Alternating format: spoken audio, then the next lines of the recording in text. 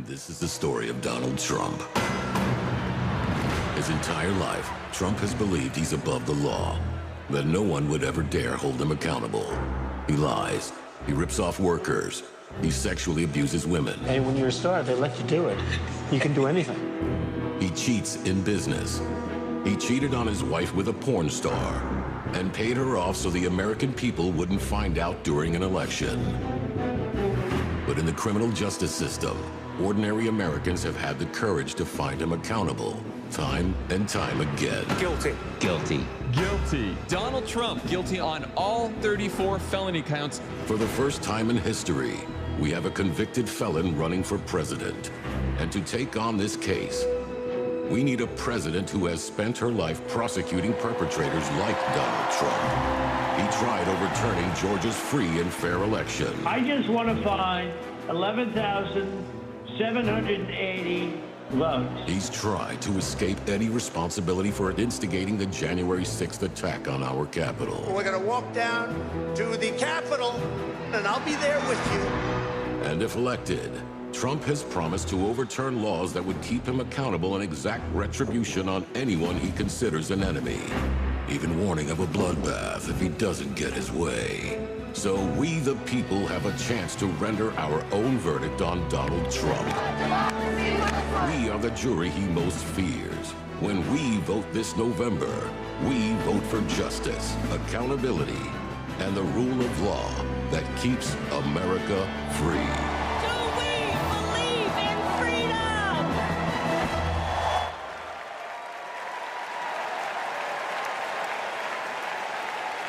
Please welcome Maryland Representative Jamie Raskin.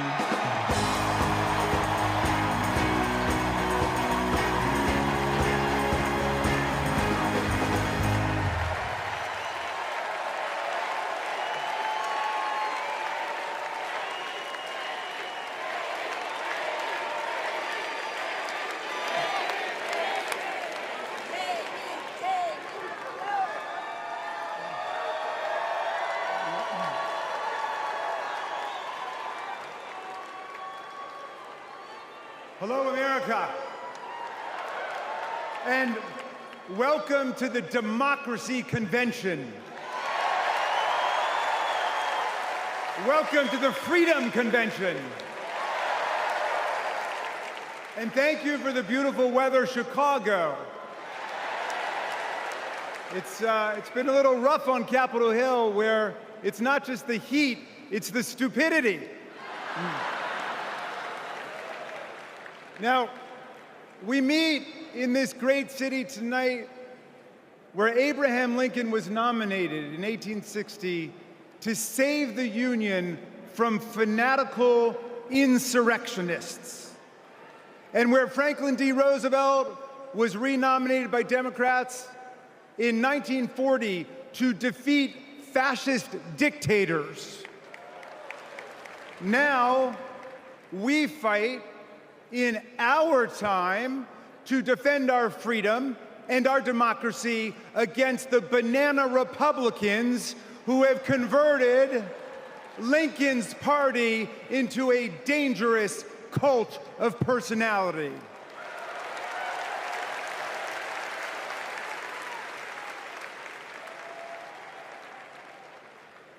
You know, I'll never forget the pounding on the doors of the House chamber on January 6th, or the screams to follow.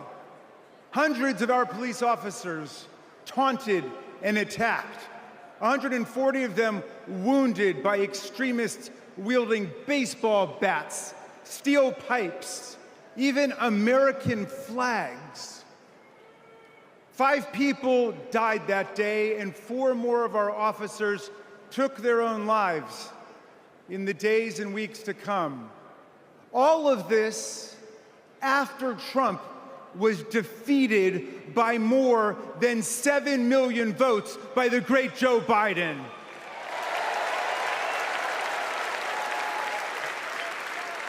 It was after 80 judges rejected every ridiculous claim raised by this sore loser who does not know how to take no for an answer from American voters, American courts, or American women.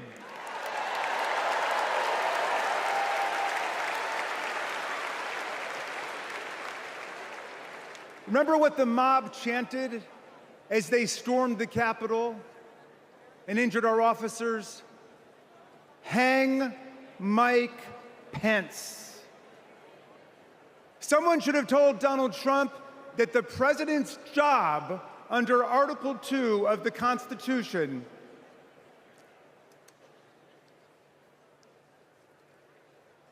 Someone should have told Donald Trump that the president's job under Article 2 of the Constitution is to take care that the laws are faithfully executed, not that the vice president is executed.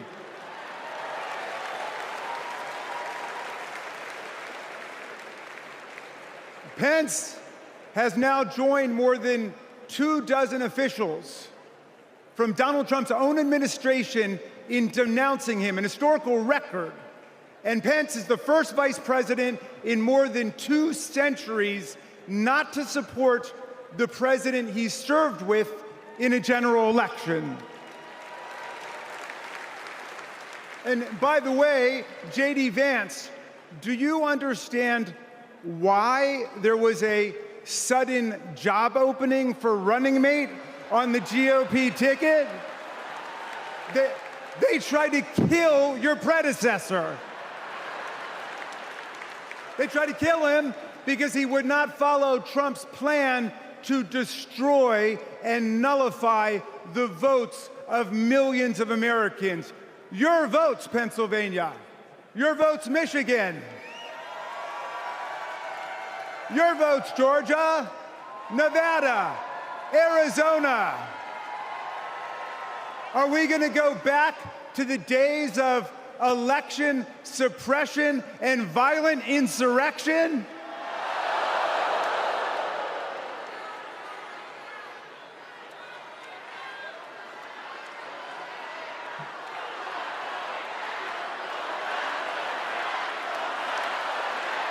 We're not going back.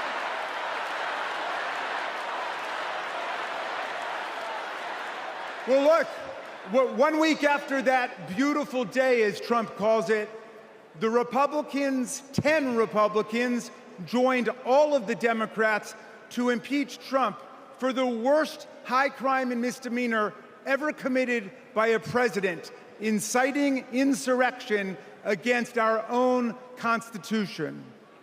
Make no mistake, a man who uses fraud, theft, and violence to take power will commit any crime to keep it.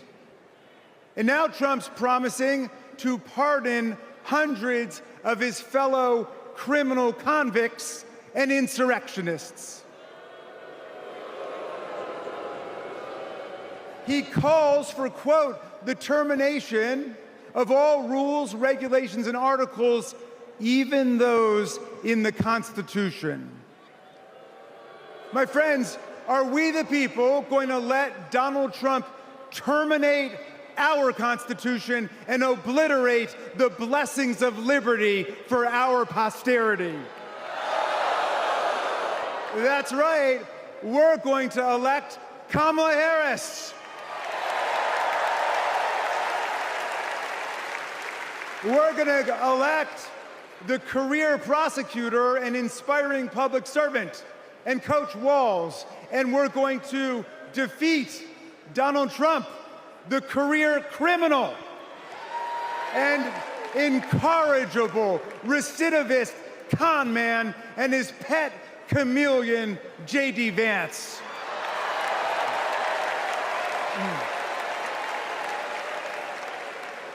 And America, let's make it a landslide so big that Donald Trump and his kangaroo court Supreme Court justices cannot even try to steal it.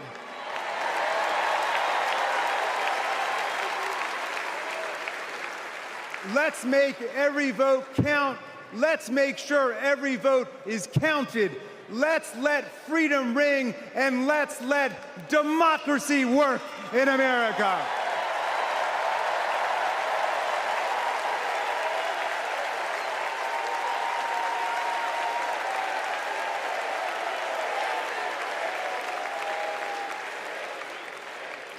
Please welcome Texas Representative Jasmine Crockett.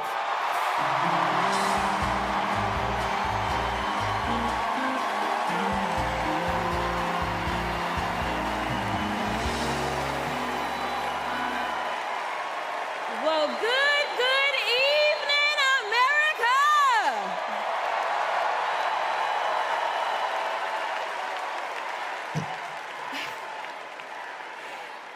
On November 5th, our nation will hire a president, a commander-in-chief, and leader of the free world. So let's compare their resumes, shall we? One candidate worked at McDonald's while she was in college at an HBCU. HU. The other was born with a silver spoon in his mouth and helped his daddy in the family business. Housing discrimination, that is. She became a career prosecutor while he became a career criminal. With 34 felonies, 2 impeachments, and 1 porn star to prove it.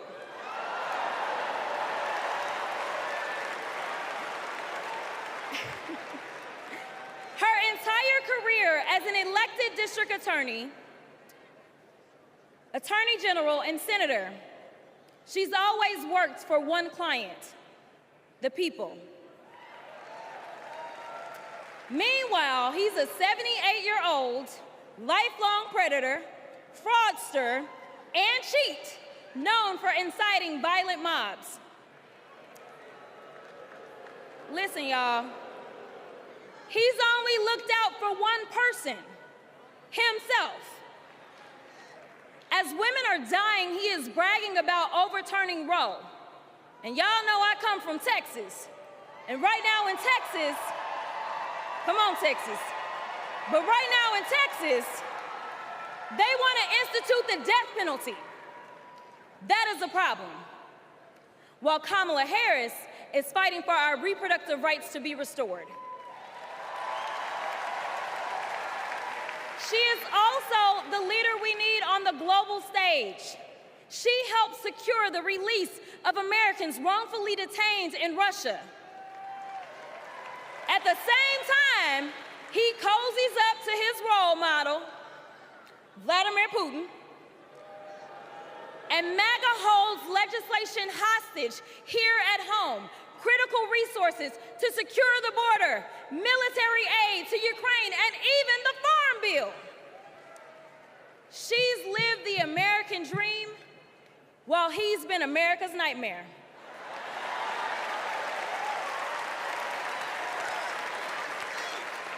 America, looking at the 2 choices before you, who would you hire? Donald Trump or Kamala Harris?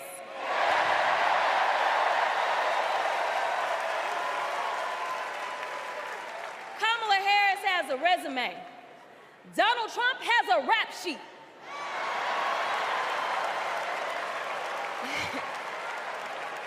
She presides over the Senate while he keeps our national secrets next to his thinking chair.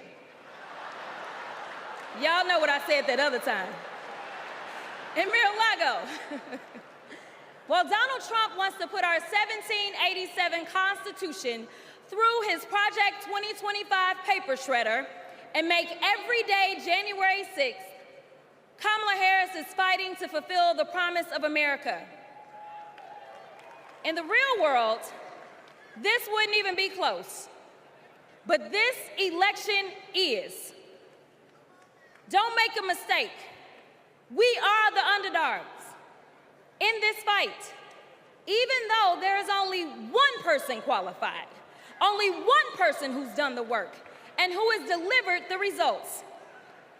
And she needs you. She needs your one vote this November. Can we count on you?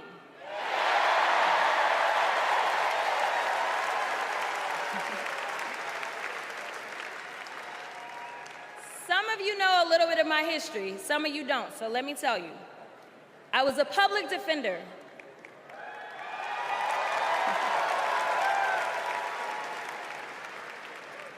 I did criminal defense as well as practiced civil rights law for almost 2 decades.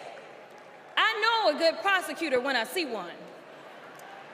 Kamala Harris is the kind of prosecutor we long for in the cases like those of Breonna Taylor. Yeah. She was the first Attorney General in the nation to order that her officers wear body cams, and she started the Back on Track program to reduce recidivism.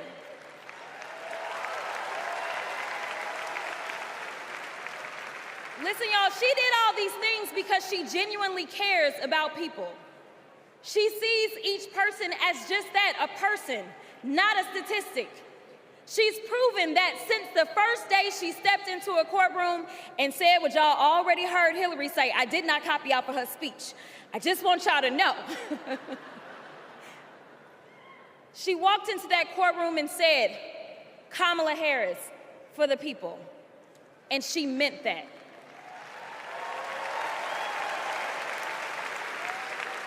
Many of you know her credentials, but what I love about Kamala Harris goes beyond her resume, is that she sees the humanity in everyone.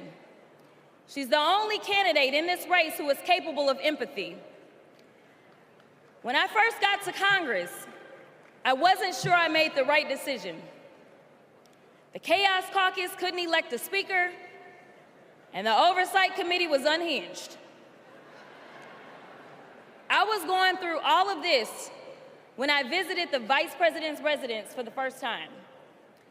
As I approached Vice President Harris for our official photo, she turned to me and asked, "What's wrong?" Mind you, we'd never met, but she saw right through me. She saw the distress. I immediately began crying.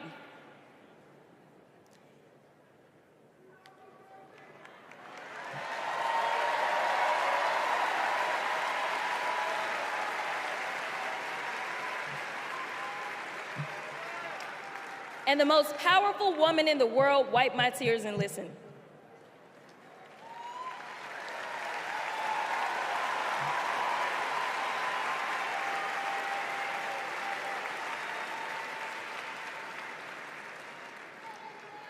It's so hard for me to tell this story. She then said, among other things, "You are exactly where God wants you. Your district chose you because they believe in you, and so do I."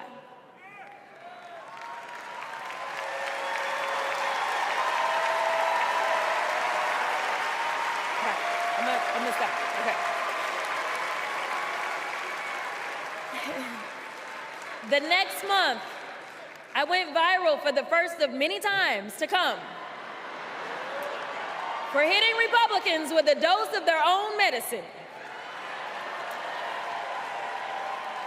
That brief but impactful interaction gave me my legislative legs, and I've been running ever since.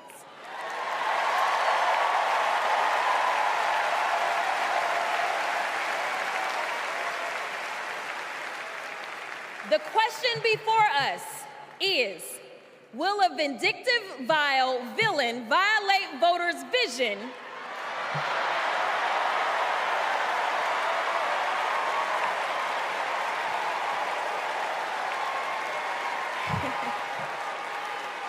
for a better America or not? I hear alliterations are back in style. We deserve better.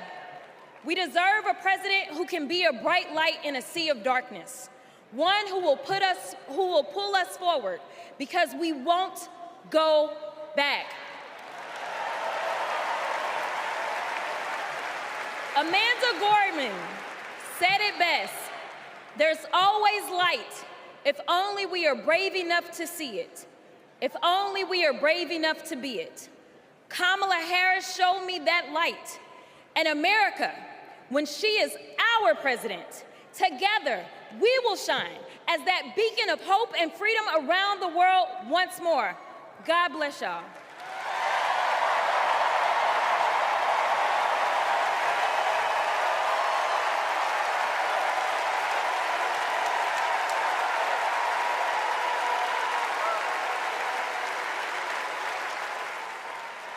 This is one of our willow boxes.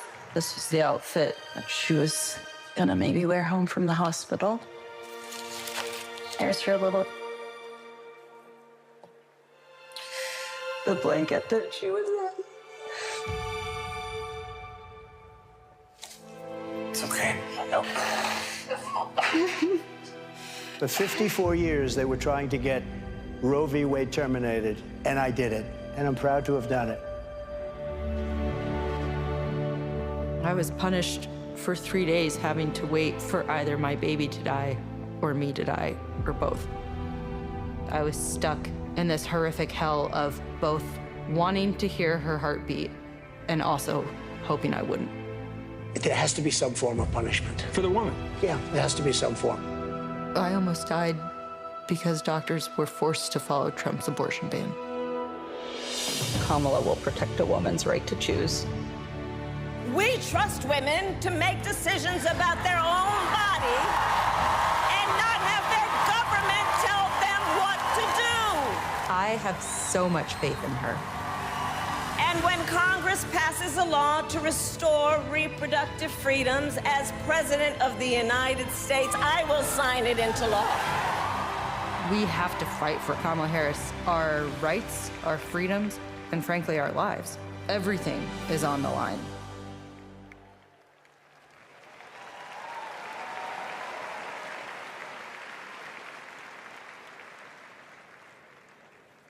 When you're expecting a baby, packing for the hospital should be a joyful moment.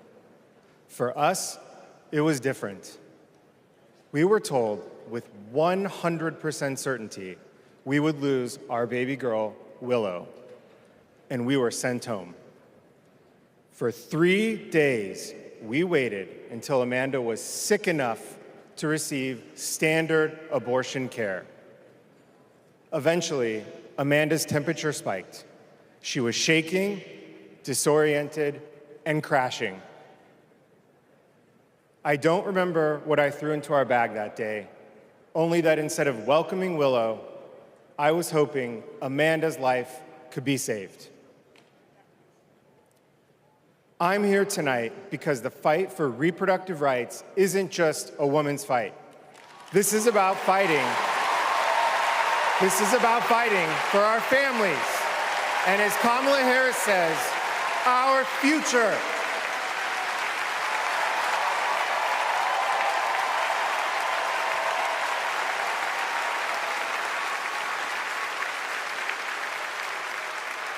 Every time I share our story, my heart breaks. For the baby girl we wanted desperately, for the doctors and nurses who couldn't help me deliver her safely, for Josh, who feared he would lose me too. But I was lucky. I lived. So I'll continue sharing our story, standing with women and families across the country.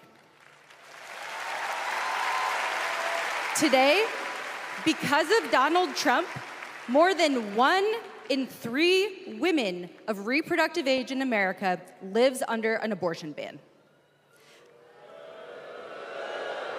A second Trump term would rip away even more of our rights. Passing a national abortion ban, letting states monitor pregnancies and prosecute doctors, restricting birth control and fertility treatments. We cannot let that happen. We need to vote as if lives depend on it, because they do.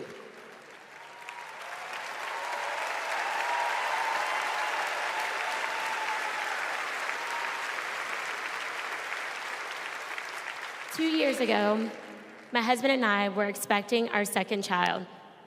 Our daughter, Lauren, couldn't wait to be a big sister. I was getting ready for her 4th birthday party when something didn't feel right. 2 emergency rooms sent me away.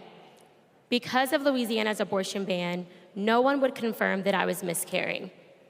I was in pain, bleeding so much my husband feared for my life. No woman should experience what I endured, but too many have.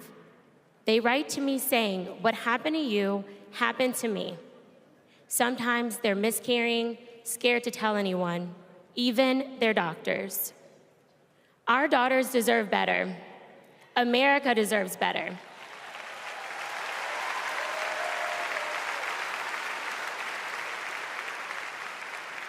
Kamala Harris and Tim Walz will fight for reproductive rights and our freedom and our shared future.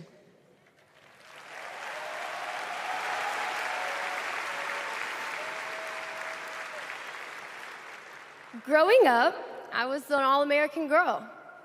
Varsity soccer captain, cheerleading captain, homecoming queen, and survivor.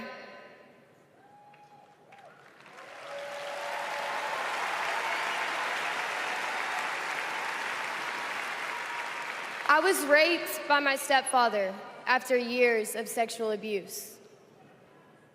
At age 12, I took my first pregnancy test, and it was positive. That was the first time I was ever told, you have options.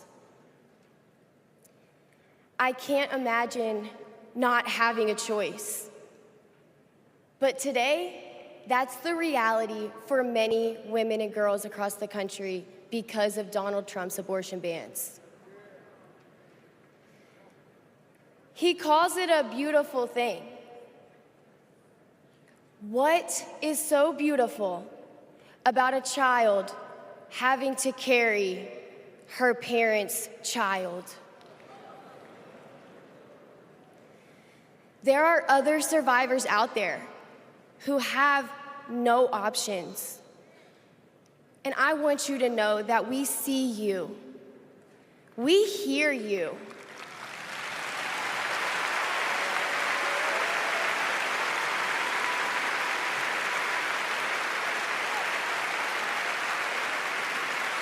Kamala Harris will sign a national law to restore the right to an abortion.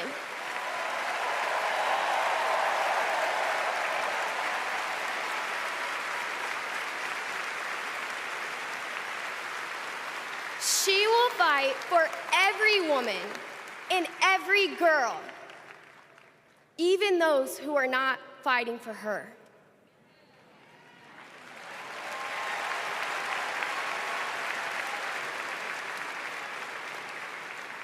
And now, I am honored to introduce another champion for women, a leader who's fought for me and for so many others, Governor Andy Beshear.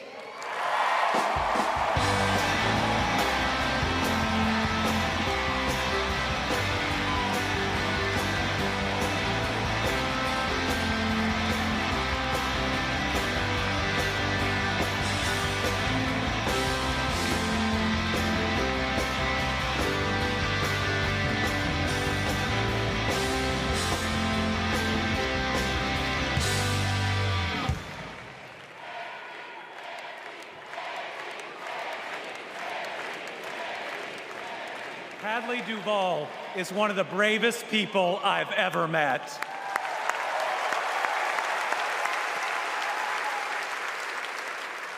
I'm amazed at the courage it takes to share her pain, to share her truth.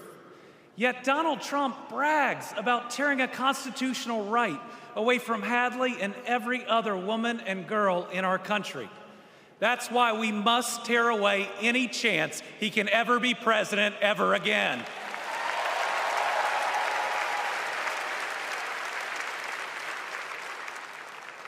In 21 states, Trump's actions have resulted in extreme bans on abortion in my state, even in cases of rape, incest, and non-viable pregnancies. That leaves 12-year-old girls like Hadley with no options. That fails any test of humanity, any test of basic decency, any test of whether you have any underlying empathy. Thankfully, this extremism is being soundly rejected all over our country.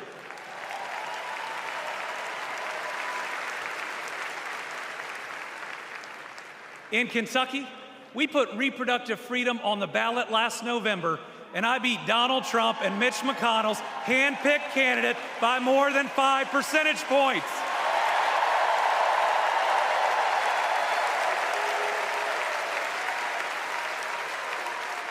This November, we're going to beat them again.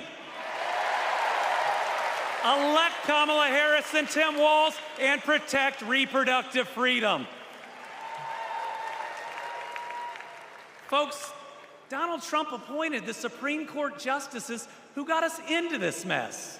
His Project 2025 goes even further. Here's the thing. Trump and Vance simply don't believe in your freedom. Trump says people are absolutely thrilled that women have their basic rights eliminated. J.D. Vance says women should stay in violent marriages and that pregnancies resulting from rape are simply inconvenient. Their policies give rapists more rights than their victims. That's not inconvenient, it's just plain wrong.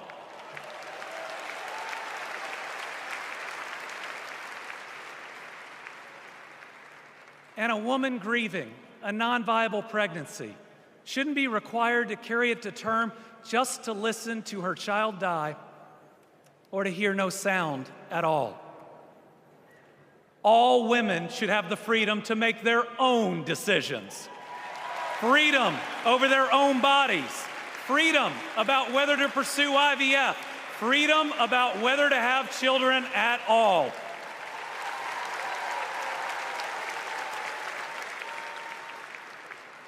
How we treat people transcends party lines. It goes right to the heart of who we are. My faith teaches me the golden rule that I am to love my neighbor as myself. In the parable of the Good Samaritan says we are all each other's neighbors. So I want anyone watching tonight, Republican, Independent, Democrat, to know that you are welcome here.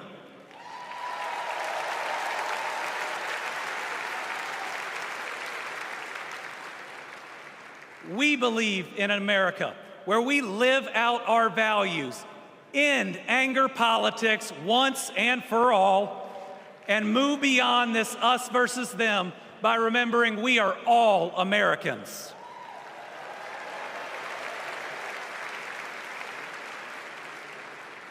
That's how Joe Biden and Kamala Harris lead. They both called to ask how they could help Kentucky in recovering from natural disasters. They helped us improve our roads, our bridges, and invested in our people. They didn't ask me who Kentuckians voted for. They asked me what Kentuckians needed, and folks, they delivered.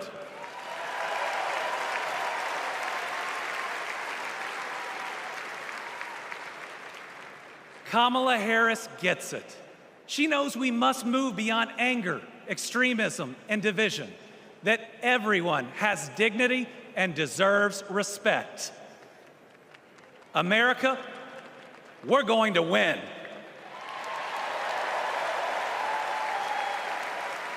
And we're going to win by staying true to our values of compassion, empathy, and doing right by our neighbors. I'm so proud to be all in for the next President of the United States, Kamala Harris. Thank you.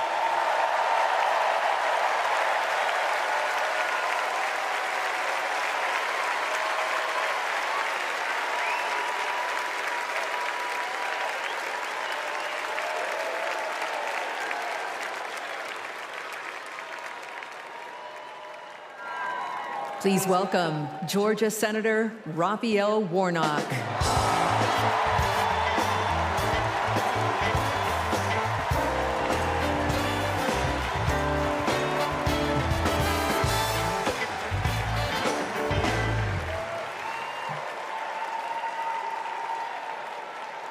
Well, hello, America.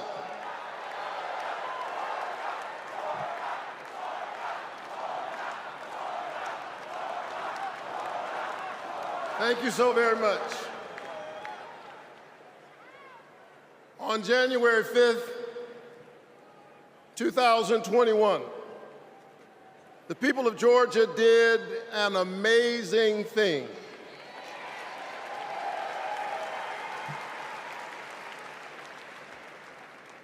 They sent a black kid who grew up in public housing and the Jewish son of an immigrant to the United States Senate in one fell swoop.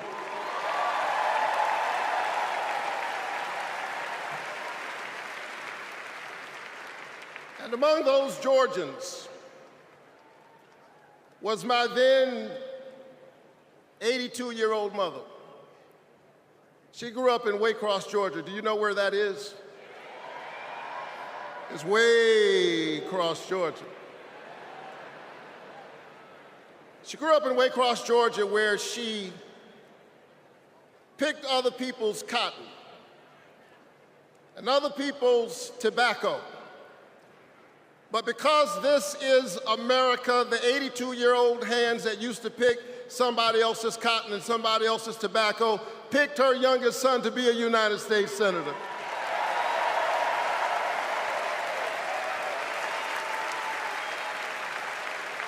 This is my America. Thank you, Mom.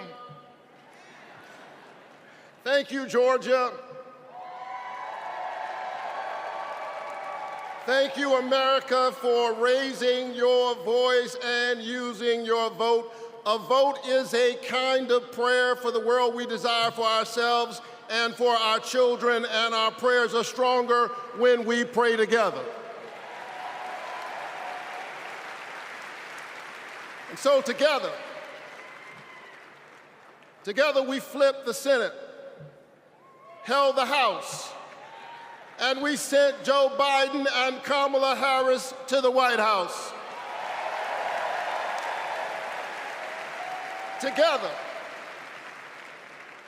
Together we vaccinated our citizens, we fortified our cities and our towns, and we stood by our small businesses. Together we set out to heal the land.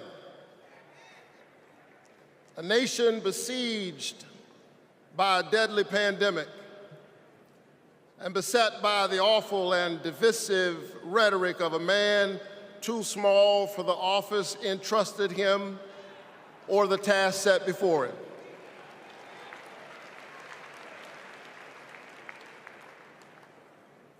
The day after my January 5th election, he instigated an insurrection, a violent assault on our nation's capital and the peaceful transfer of power, all driven by the big lie. But behind the big lie was an even bigger lie. It is the lie that this increasingly diverse American electorate does not get to determine the future of the country. The lie and the logic of January 6th is a sickness. It is a kind of cancer that then metastasized into dozens of voter suppression laws all across our country. And we must be vigilant tonight because these anti-democratic forces are at work right now in Georgia and all across our country. And the question is, who will heal the land? And so here we are, America. Are you ready? Are you ready to stand up in this moral moment? Stand up for the best in the American covenant.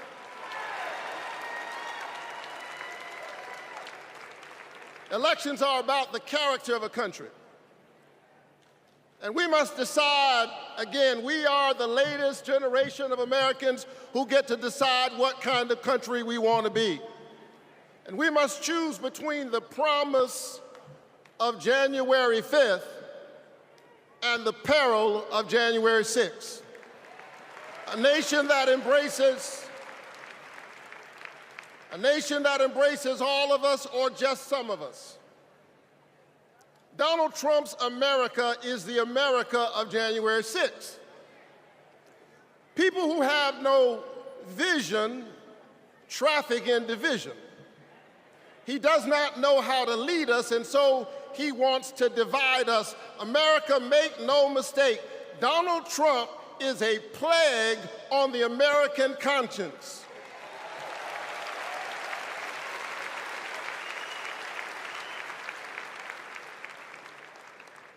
He is a clear and present threat to the precious covenant we share with one another. And yes, I saw him holding the Bible and endorsing a Bible as if it needed his endorsement.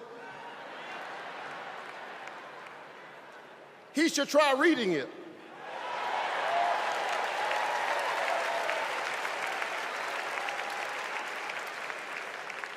It says, do justice, love kindness, and walk humbly with your God. He should try reading it. It says, love your neighbor as yourself. It says, inasmuch as you've done it unto the least of these, you have done it also unto me.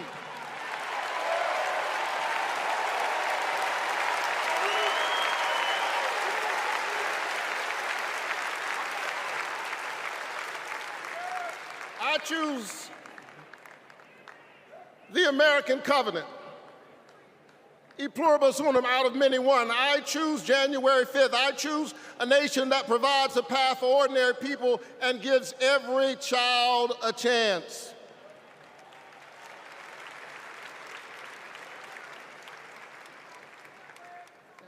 And that's Joe Biden's America. And he's been fighting for it for more than a half century. President Biden, America is so much better because of you, a true patriot who has always put the people first. Thank you, Joe.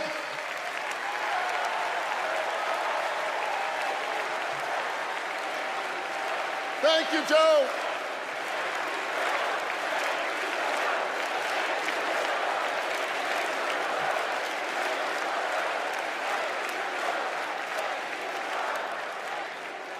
But I'll tell you something else. Not only is that Joe Biden's America, that's Kamala Harris's America.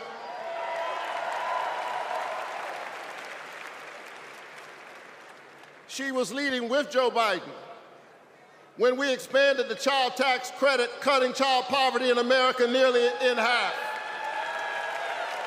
We ought to renew it. She cast a tie-breaking vote for my bill capping the cost of insulin to no more than $35 per month for seniors. We ought to extend it to everybody.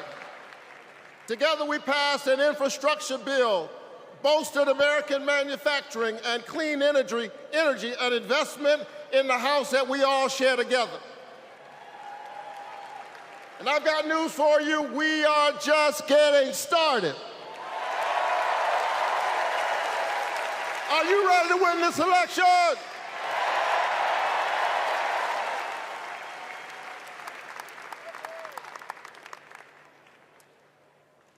Kamala Harris and Tim Walz represent the new way forward. We're not going back.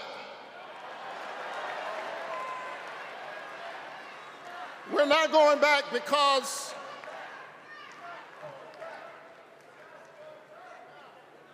we are the United States of America. We always dream about the future. And so forward on women's reproductive rights, because we believe that a patient's room is too small and cramped a space for a woman, her doctor, and the United States government. That's too many people in the room.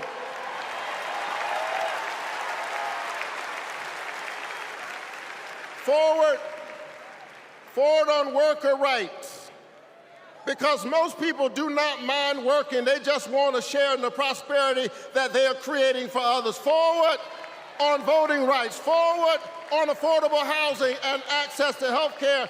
We are moving forward.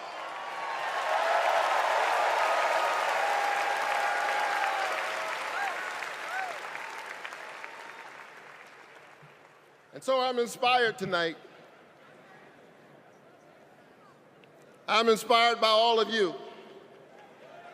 I'm inspired by the resilience of an American spirit that has rebounded from the pandemic and is holding at bay the forces that are trying to divide us.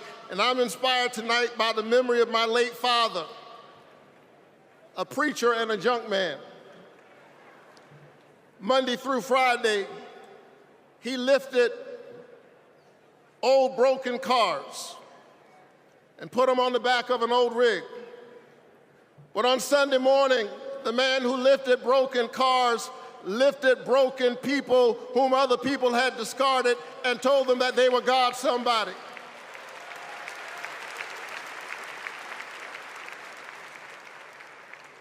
My dad discovered strength in the broken places, a power made perfect in weakness. And so I'm convinced tonight that we can lift the broken even as we climb. I'm convinced tonight that we can heal sick bodies. We can heal the wounds that divide us. We can heal a planet in peril. We can heal the land.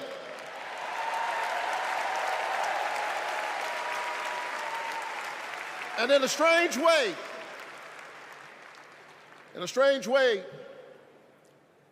the pandemic taught us how. A contagious airborne disease means that I have a personal stake in the health of my neighbor. If she's sick, I may get sick also. Her health care is good for my health. I'm just trying to tell you that we are as close in our humanity as a cough. I need my neighbor's children to be okay so that my children will be okay. I need all of my neighbor's children to be okay. Poor inner city children in Atlanta and poor children of Appalachia. I need the poor children of Israel and the poor children of Gaza. I need Israelis and Palestinians. I need those in the Congo, those in Haiti, those in Ukraine. I need American children on both sides of the track to be okay. Because we are all God's children.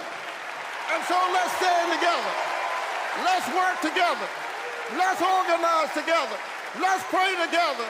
Let's stand together. Let's heal the land. God bless you.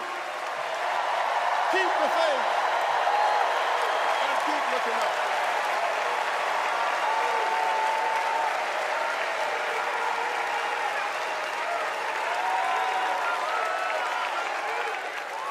Please welcome Delaware Senator Chris Coons.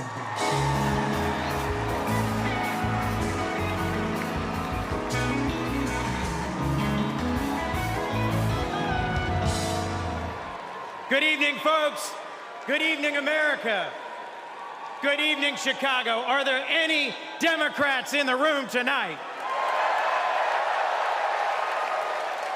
Folks, we are on the verge of making history.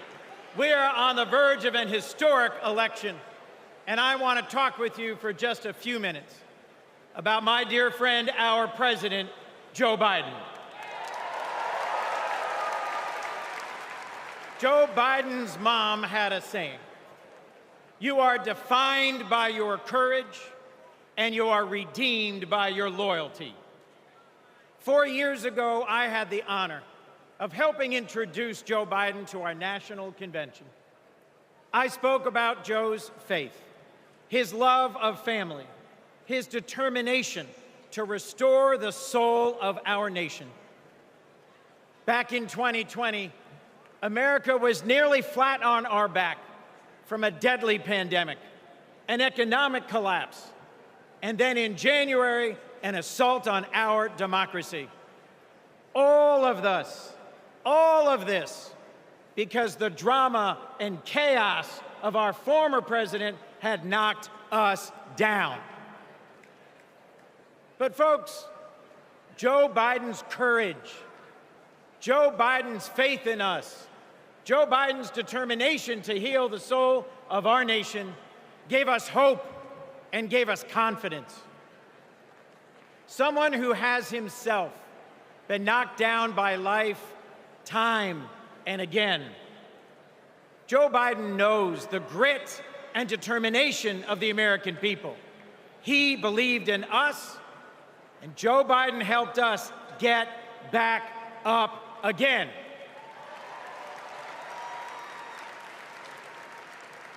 Using the incredible skills he developed in many years in the U.S. Senate, Joe got passed and signed into law the most consequential legislation of any president in 60 years, helping our veterans, advancing gun safety, cutting prescription drug prices, fighting climate change, rebuilding bridges and broadband, bringing manufacturing back to America. Together, Joe and Kamala helped rebuild our economy from the middle up, from the bottom up, and the middle out, not from the top down. And they made our families safer and our country stronger at home and abroad. Today, we are so much better off because they believed in us, in our democracy. And our incredible First Lady, Jill Biden, our incredible First Lady, Jill Biden, our incredible First Lady, Jill Biden, was at Joe's side every step of the way, fighting for education, advancing the cancer moonshot, determined to improve women's health care, honoring military families. Joe and Jill together, you have done so much for us, and there's so much more you will do and we can do together. Mr. President, thank you. Thank you for elevating a great leader in Kamala Harris.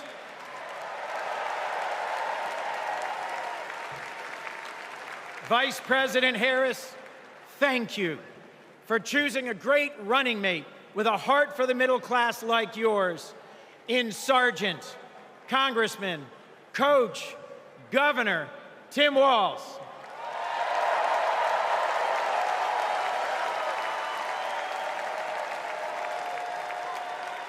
I have hope. Do you? I have hope. Do you? I have hope. Do you? And it is in no small part because of Joe Biden. I have never known a more compassionate man than Joe Biden. I have never known a man who has taken from his own loss and his own faith and delivered so much for the future of so many others. Mr. President,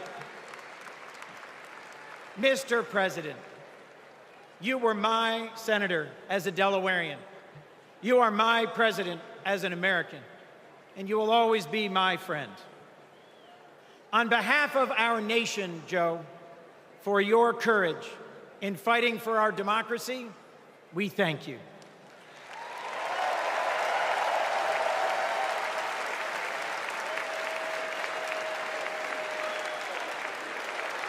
On behalf of our Democratic Party, for your loyalty in fighting for our democratic values, we thank you.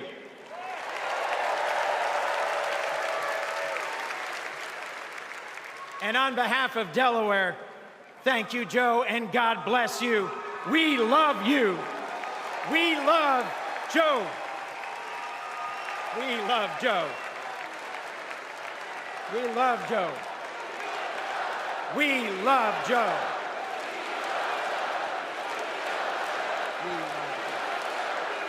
Thank you all. We love Joe. God bless you, and thank you very much.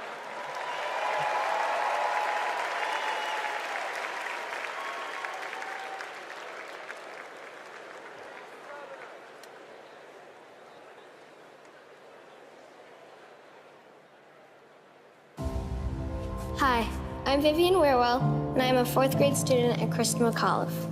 I've been bouncing around all week excited for this moment, and last night I could barely sleep. I remember the day that we heard that President Biden had won, and the whole neighborhood started celebrating. So when I heard you were coming, I really wanted to meet you. I adore you because you embrace change from my generation. And the ones to come, I look up to you.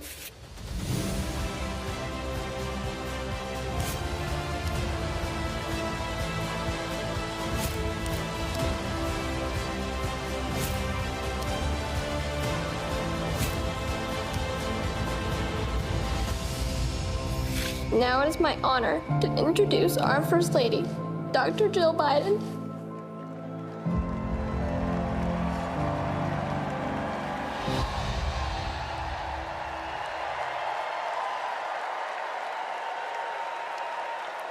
Please welcome First Lady of the United States, Jill Biden.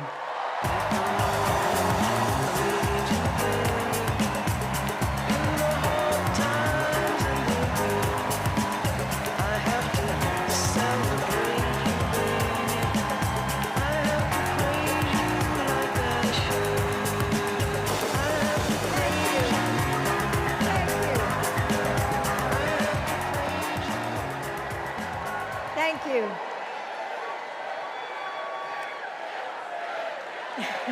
Thank you.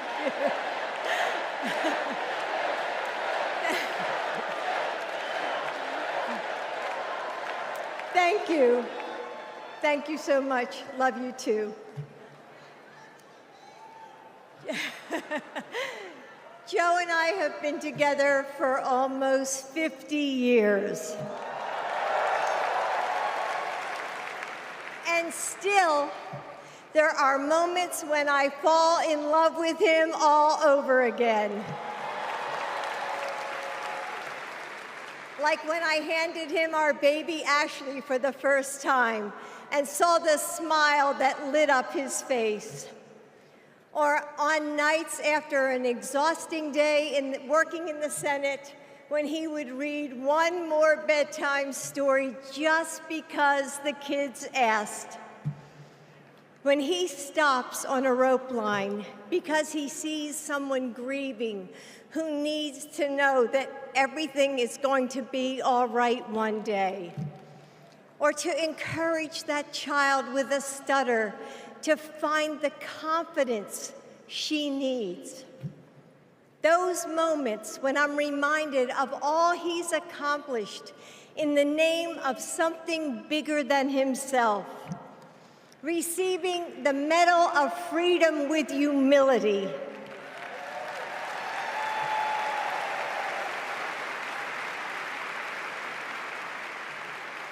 Placing his hand on our family Bible to take his oath of office.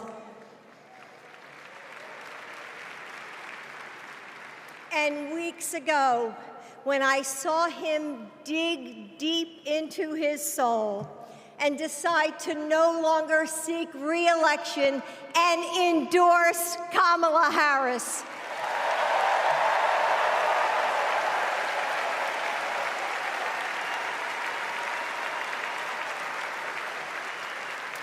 With faith and conviction, Joe knows that our nation's strength doesn't come from intimidation or cruelty. It comes from the small acts of kindness that heal deep wounds, from service to the communities that make us who we are, from love of a country that shines with promise and renewal. Kamala Harris knows that too.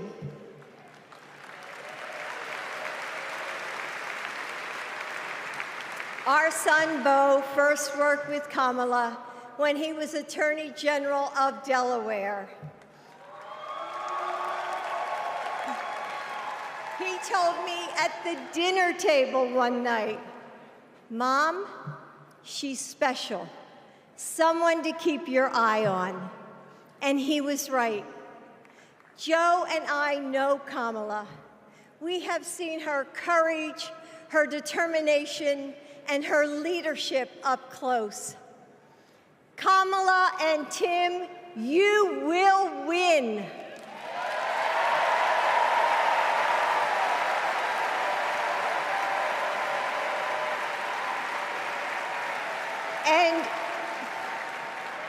And you are inspiring a new generation. We are all a part of something bigger than ourselves, and we are stronger than we know. The future of our country is in the hands of those in this room and all of you watching at home. It's going to take all of us, and we can't afford to lose. With faith in each other, hope for a brighter future, and love for our country, we will fight and we will win together. Thank you. Thank you.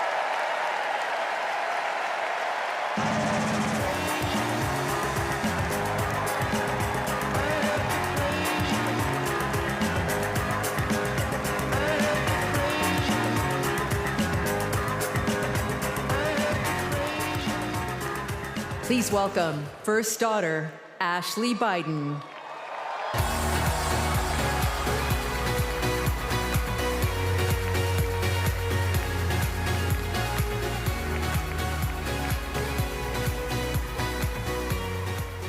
Good evening. I have this memory. It's the eve of my 8th birthday. Dad is still in D.C., tending to urgent matters in the Senate. That night, as a surprise, Mom told me, Bo, and Hunter to get in the car. I remember pulling up to the Wilmington Amtrak station, riding up the escalator to the platform. The train stops, doors open, and Dad steps out. As soon as I saw him, I run down that platform and jump into his arms. Like magic, Mom brought out a cake, they sang happy birthday, and I blew out the candles. Dad hugged me, and he said that he had to get back to work. He crossed to the southbound train, and off he went to D.C. That was a snapshot of one moment, of one day, on this extraordinary journey of being Joe Biden's daughter.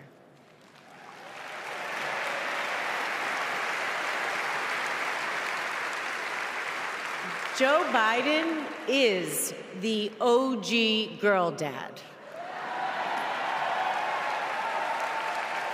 He told me I could be anything and I could do anything. As a child, I would sit on the leather chair in his office doing my homework, and he would sit next to me doing his work, drafting the Violence Against Women Act.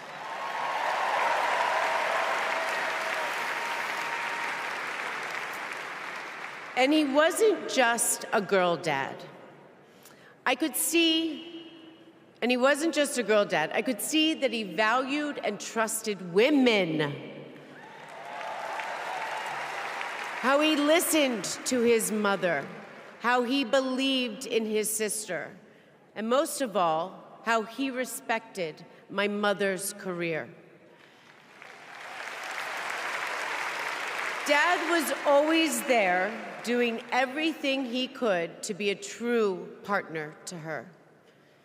Dad, you always tell us, but we don't tell you enough, that you are the love of our lives and the life of our love.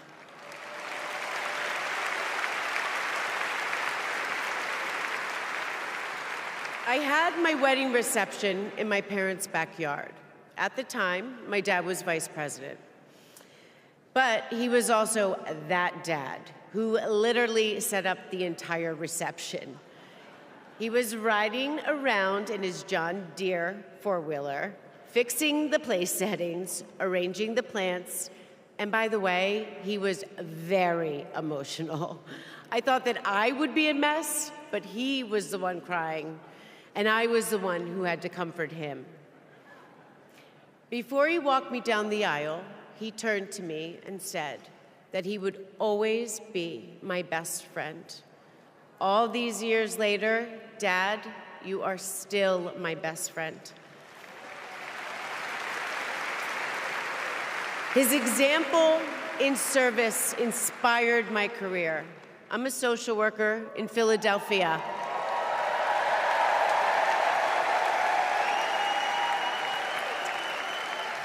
I support formerly incarcerated women as they heal from past trauma and they reclaim their lives. Dad always told me that I was no better than anybody else and nobody was better than me.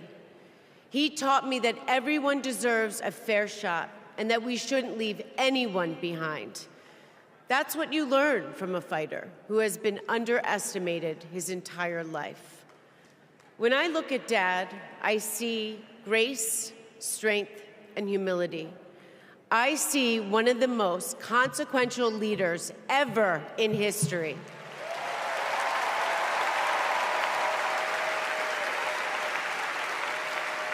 And I also know that he never stops thinking about you, about your dreams, about your dignity, about your opportunities, about your family. Dad knows that family is everything.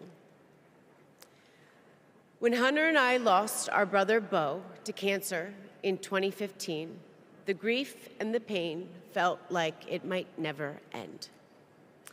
Dad had the capacity to step out of his own pain and absorb ours. And I know that Bo is here with us tonight, as he is always with us.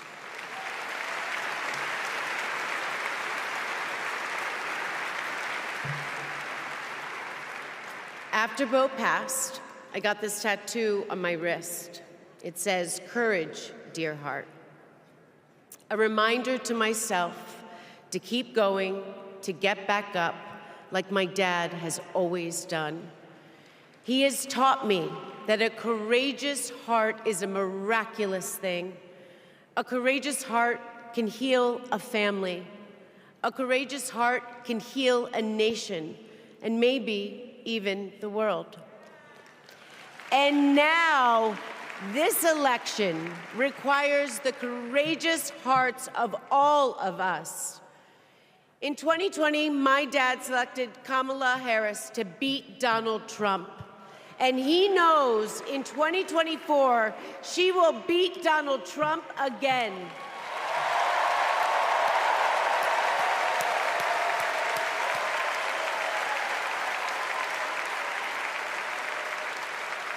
So tonight, I am asking you, if you stood with us in 2020, call upon your courageous heart. Stand with us today. Work harder than you have ever worked before in your life.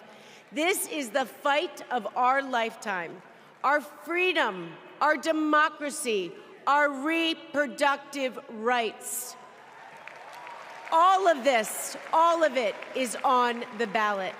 And I know together we can do this, because my dad helped show us the way.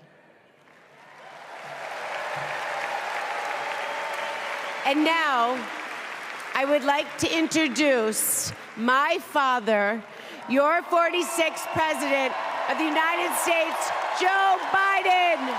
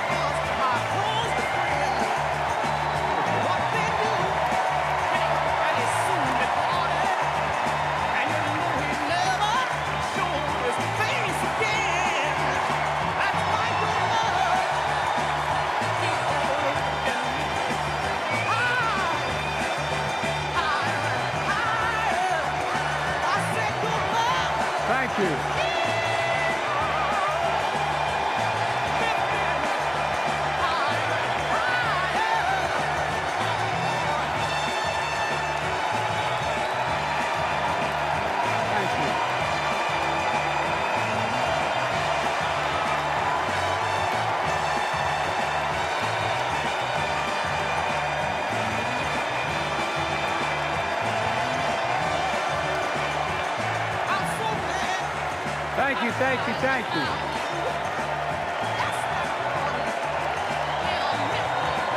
Thank you.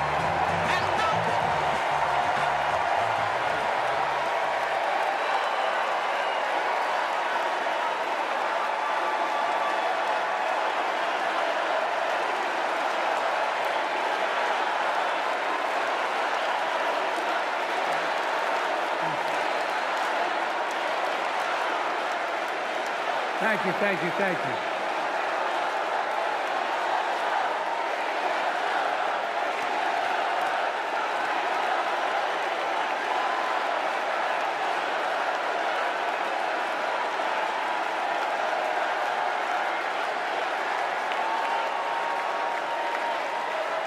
Thank you, thank you, thank you.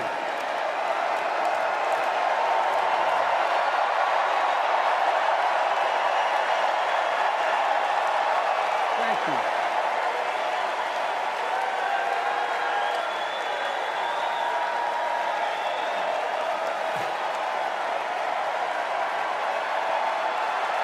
Thank you.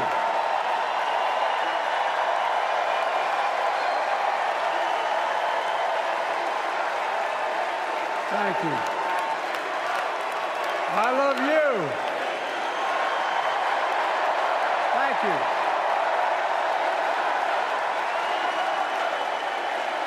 Thank you, thank you, thank you.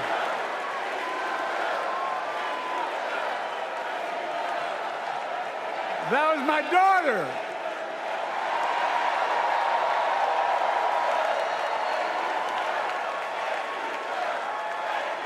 Thank you.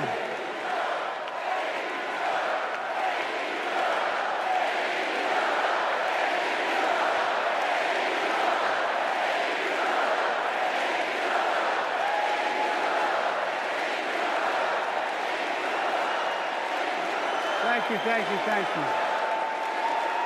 Thank you. Thank you, Butcher. I tell you what.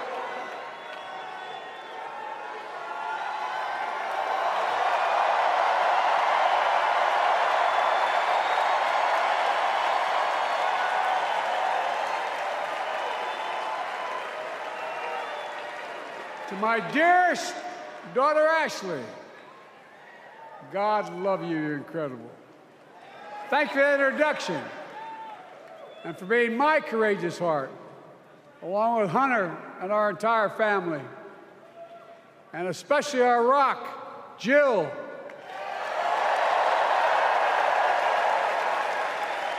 Who, as those of you who know us, she still leaves me both breathless and speechless. Everybody knows her. I love her more than she loves me. She walks down the stairs and I still get that going boom, boom, boom. You all will know me. No, not kidding. Let's give a special round of applause to our First Lady, Jill Biden.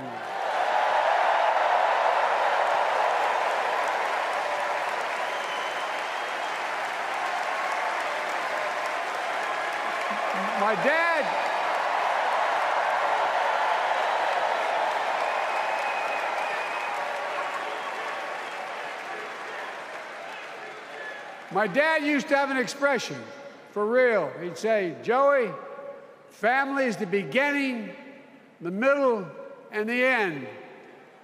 And I love you all. Folks. And America, I love you.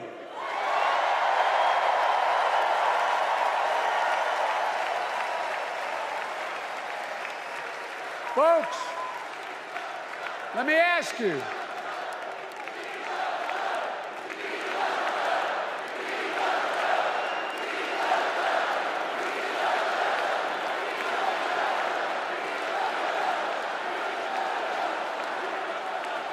Let me ask you, are you ready to vote for freedom?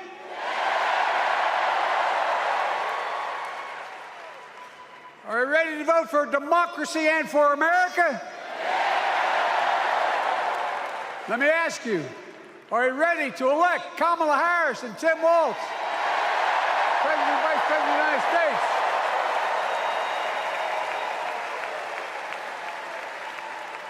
My fellow Democrats, my fellow Americans, nearly 4 years ago, in winter, on the steps of the Capitol, on a cold January day, I raised my right hand and I swore an oath to you and to God to preserve, protect, and defend the Constitution and to faithfully execute the office of the President of the United States.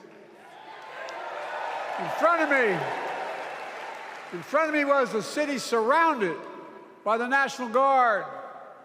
Behind me, a Capitol just 2 weeks before had been overrun by a violent mob. But I knew then, from the bottom of my heart, that I knew now, there is no place in America for political violence. None. You cannot say you love your country only when you win.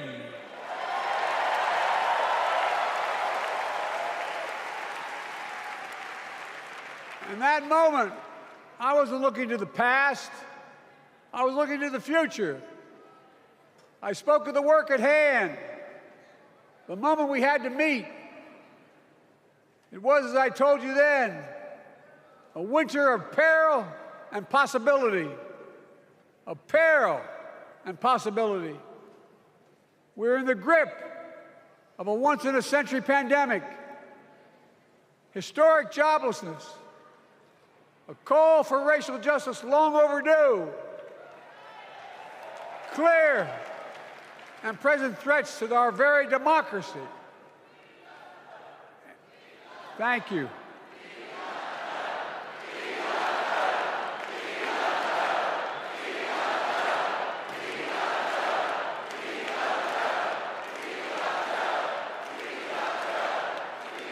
And yet I believed then, and I believe now, that progress was and is possible.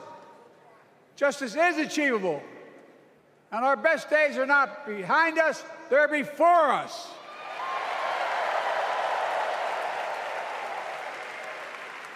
Now it's summer. The winter has passed. And with a grateful heart, I stand before you now on this August night to report that democracy has prevailed. Democracy has delivered. And now democracy must be preserved.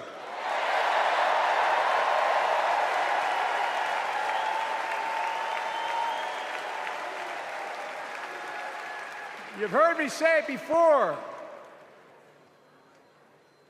We're facing an inflection point. One of those rare moments in history when the decisions we make now will determine the fate of our nation and the world for decades to come. That's not hyperbole, I mean it literally. We're in a battle for the very soul of America. I ran for president in 2020 because of what I saw in Charlottesville in August of 2017. Extremists coming out of the woods, carrying torches, their veins bulging from their necks, carrying Nazi swastikas, and chanting the same exact anti-Semitic bile that was heard in Germany in the early 30s. Neo-Nazis, white supremacists, the Ku Klux Klan, so emboldened by a president then in the White House that they saw as an ally. They didn't even bother to wear their hoods. Hate was on the march in America. Old ghosts and new garments, stirring up the oldest divisions, stoking the oldest fears, giving oxygen to the oldest forces that they long sought to tear apart America. In the process, a young woman was killed. When I contacted her mother, I asked about what happened. She told me.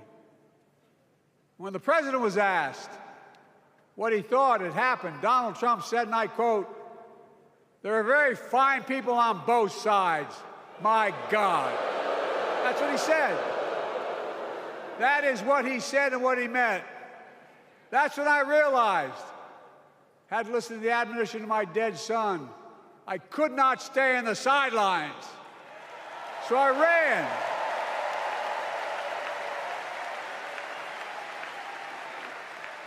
Because I had no intention of running again. I just lost part of my soul.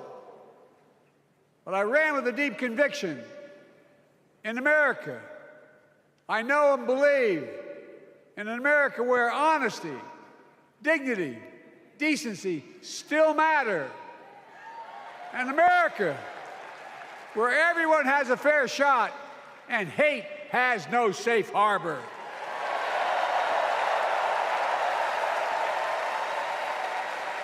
An America where the fundamental creed of this nation, that all of us are created equal, is still very much alive.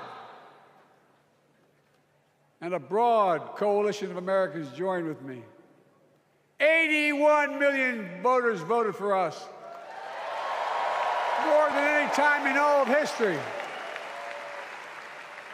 Because of all of you in this room and others, we came together in 2020 to save democracy.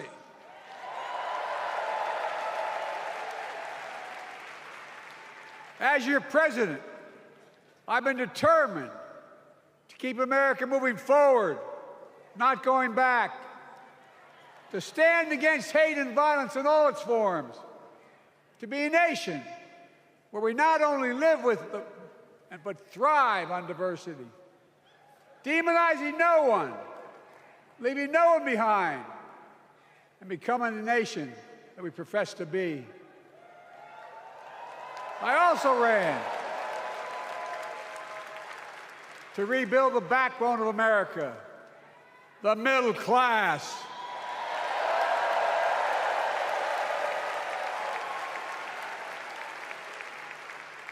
I made a commitment to you that I'd be a president for all Americans, whether you voted for me or not.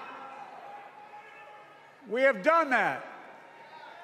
Studies show the major bills we have passed actually delivered more to red states than blue, because the job of the president is to deliver to all of America.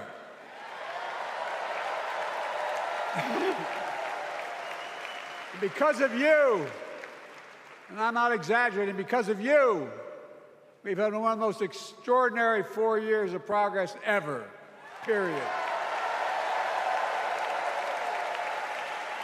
When I say we, I mean Kamala and me. Just think about it. COVID no longer controls our lives. We've gone from economic crisis to the strongest economy in the entire world.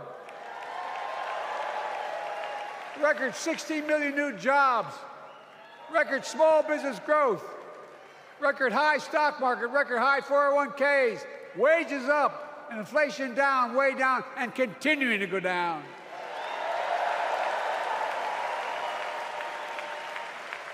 The smallest racial wealth gap in 20 years. And yes, we both know we have more to do, but we're moving in the right direction. More Americans have peace of mind that comes from having health insurance. More Americans have health insurance today than ever before in American history.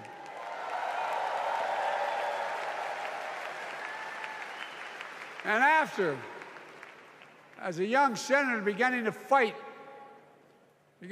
for 50 years to give Medicare the power to negotiate lower prescription drug prices, we finally beat Big Pharma.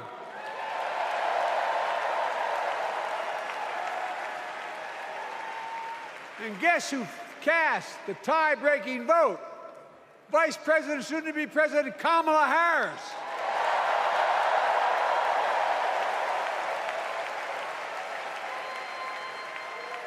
And now it's the law of the land. Instead of paying $400 a month for insulin, seniors with diabetes will pay $35 a month. The law we passed already includes, starting in January, every senior's total prescription cost can be capped at $2,000 no matter how expensive the drugs they have. And what we don't focus on, and our Republican friends don't seem to understand, our reforms don't just save seniors money, they save the American taxpayers money. You know what we just passed saves? It saved $160 billion over the next decade. That's not hyperbole. It's because Medicare no longer has to pay those exorbitant prices to the big pharma. But look, well, thank you, Kamala, too. Look, folks, how can we have the strongest economy in the world without the best infrastructure in the world? Donald Trump promised Infrastructure Week every week for 4 years, and he never built a damn thing.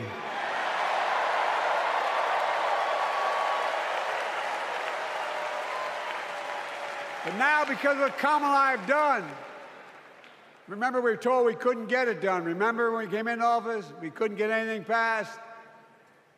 But right now, we're giving America an infrastructure decade, not week. We're modernizing our roads, our bridges, our ports, our airports, our trains, our buses. We're removing every lead pipe from schools and homes so every child can drink clean water. We're providing affordable high-speed internet for every American, no matter where they live, not unlike what Roosevelt did with electricity. And so much more. We are uniting the country. We're growing our economy. We're improving our quality of life. And we're building a better America.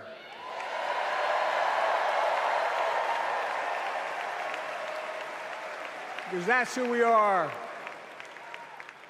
How can we be the strongest nation in the world without leading the world in science and technology? After years of importing 90% of our semiconductor chips from abroad, which America invented those chips, our Chips and Science Act meant that private companies from around the world are now investing literally tens of billions of dollars to build new chip factories right here in America.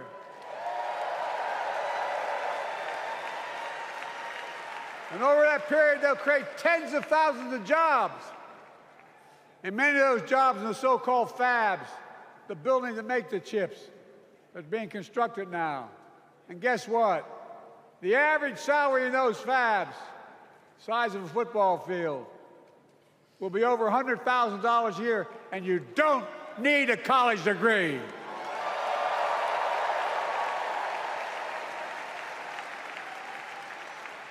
Because of you and so many electeds out there, American manufacturing is back. Where the hell to say we wouldn't lead the world in manufacturing? 800,000 new manufacturing jobs.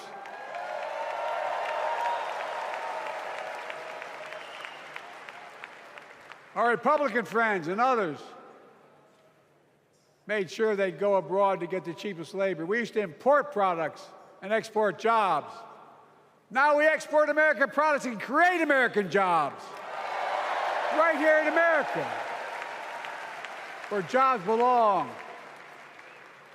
With every new job, with every new factory, pride and hope is being brought back to communities throughout the country that were left behind. You know you're from them, many of you. You know what it's like when that factory closed, where your mother, your father, your grandmother, grandfather worked. And now you're back, providing once again, proving that Wall Street didn't build America, the middle class built America, and unions built the middle class.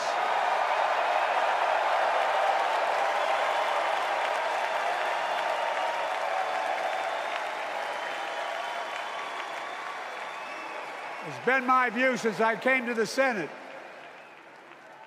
And that's why I'm proud to have been the first president to walk a picket line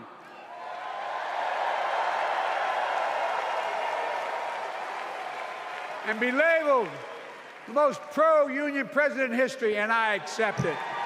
It's a fact.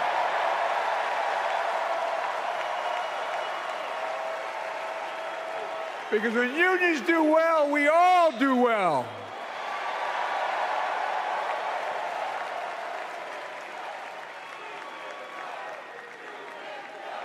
You got it, man. You got it.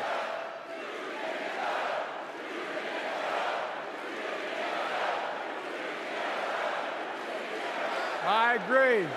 I'm proud. Look, remember he told we couldn't get anything done because we couldn't get anything done in the Congress? Well, with your support, we passed the most significant climate law in the history of mankind.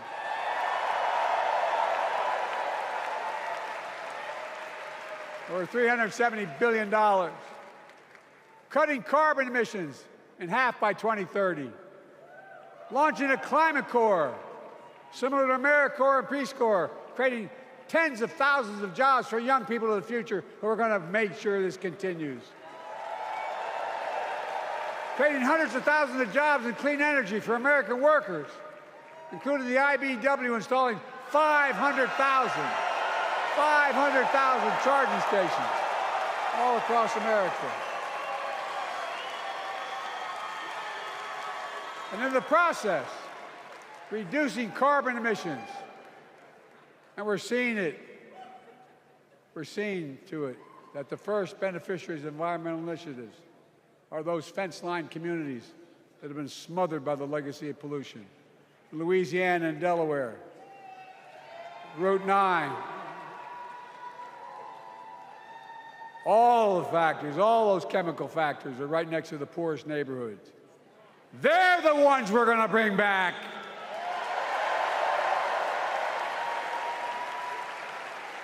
And how? How can we be the greatest nation in the world without the best education system in the world? Donald Trump and the Republican friends, they not only can't think, they can't read very well. Seriously, think about it. Look at their Project 2025. They want to do away with the Department of Education. Well, during the pandemic, Kamala and I helped states and cities get back their schools back open. And we gave public school teachers a raise.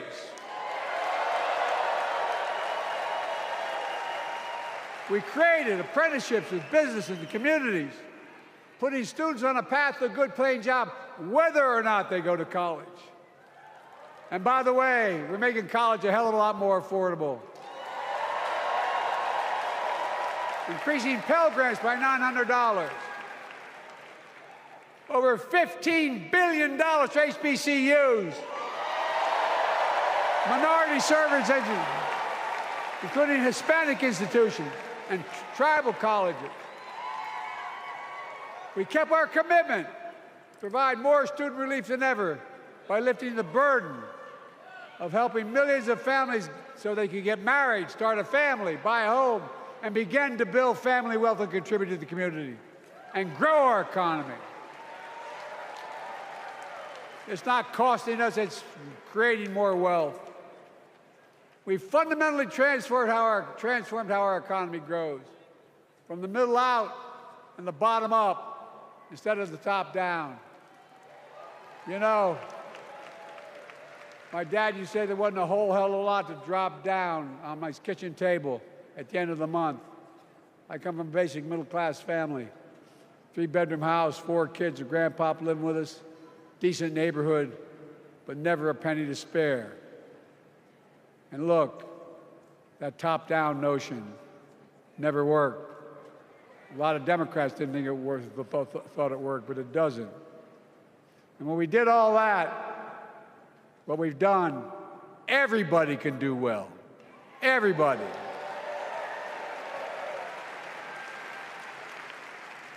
Donald Trump calls America a failing nation. No, I'm serious. But think about this. Think about this. He publicly says to the whole world, I'm going to say something outrageous, I know more foreign leaders by their first names and know them well than anybody alive, just because I'm so damn old. But I'm not joking.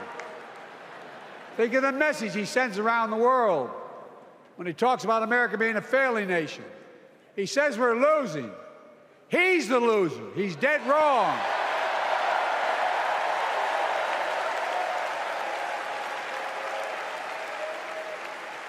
Many of you are very successful people who travel the world.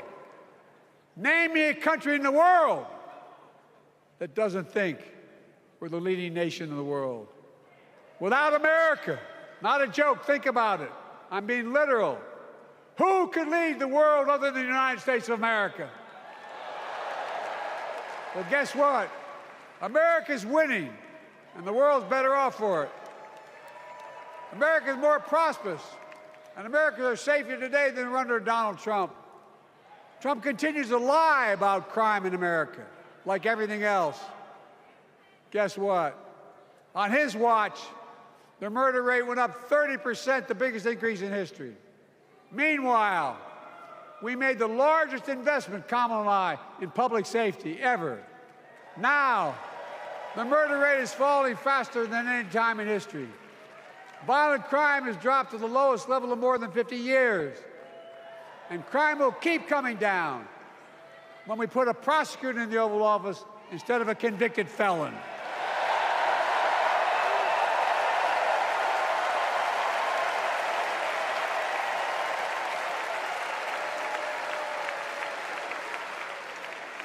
And folks, the distinguished senator from the Senator from California and I passed the first ban on assault weapons. And guess what? It worked. If we care about public safety, we need to prevent gun violence. And what makes me ashamed when I travel the world, which I do, more children in America are killed by a gunshot than any other cause in the United States. More die from a bullet than cancer, accidents, or anything else in the United States of America. My God. That's why Kamala and I are proud. We beat the NRA when we passed the first major bipartisan gun safety law in 30 years.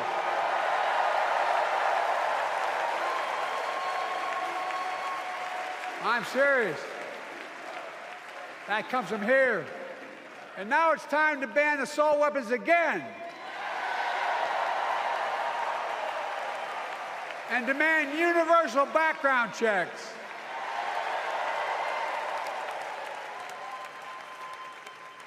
It's hard.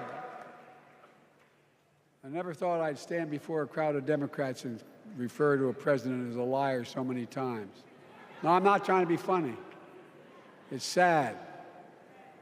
Trump continues to lie about the border. Here's what he won't tell you. Trump killed the strongest bipartisan border deal in the history of the United States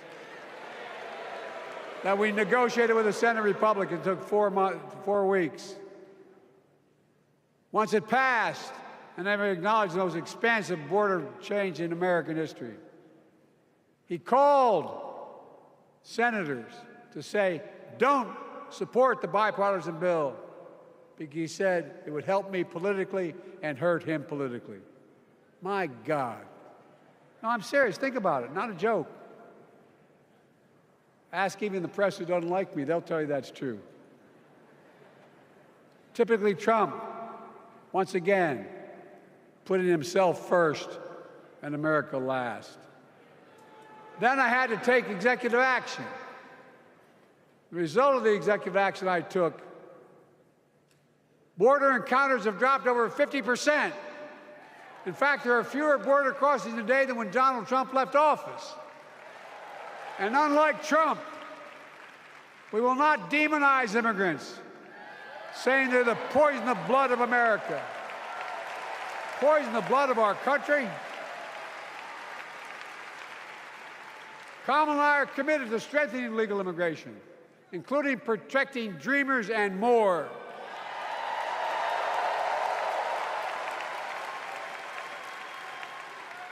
And here's what else I believe in. Protecting your freedom to vote, your freedom to love who you love,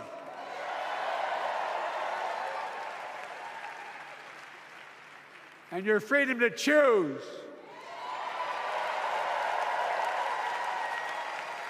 In its decision overturning Roe v. Wade, as you heard earlier tonight, the United States Supreme Court majority wrote the following, quote, "Women are not without electoral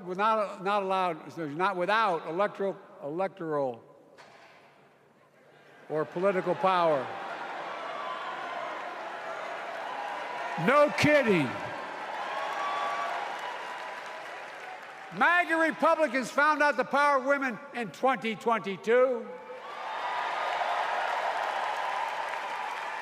And Donald Trump is going to find out the power of women in 2024. Watch.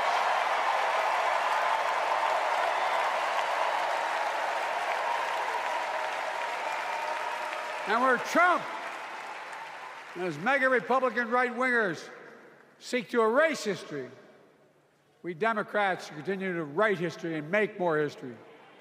I'm proud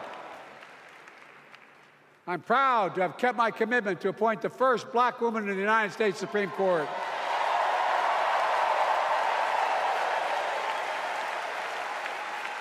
Ketanji Brown Jackson, a symbol for every young woman in America that you can do anything. I'm proud that I've kept my commitment to have an administration that looks like America and that taps in to the full talent of our nation. The most diverse cabinet in history, including the first black woman of South Asian descent to serve as vice president. And will soon serve as the 47th president of the United States.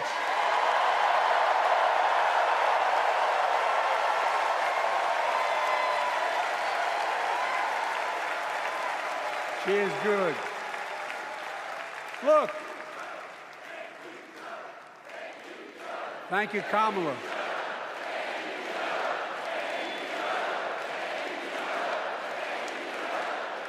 Folks, I've long said we have many obligations as a nation, but I got in trouble years ago for saying I'd make no apologies. We have only one truly sacred obligation: to prepare and equip those we send to war and care for them and their families when they come home and when they don't. That's why I'm so proud to have written and signed the PACT Act, one of the most significant laws ever, helping veterans and their families exposed to toxic materials like burn pits in Agent Orange. I was around during the Vietnam War. It's hard. Nobody was able to prove that there's illness was a consequence of Agent Orange. And no one was able to prove initially that because they lived in burn pits like my son lived next to in Iraq for a year, that is the cause of their illness. But because of the PACT Act,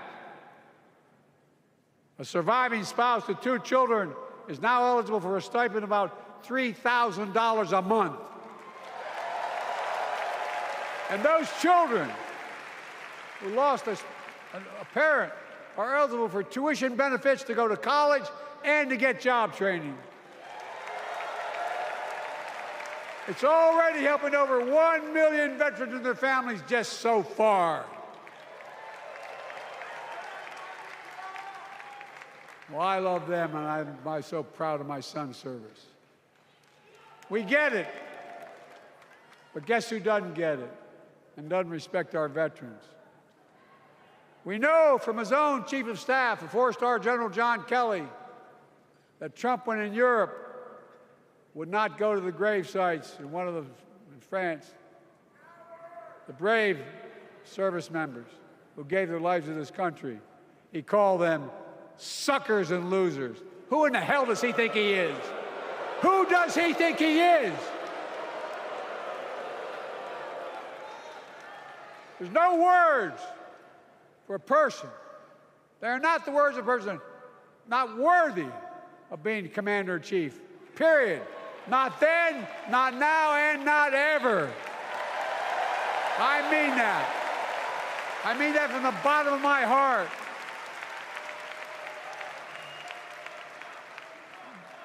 Just as no commander-in-chief should ever bow down to a dictator, the way Trump bows down to Putin.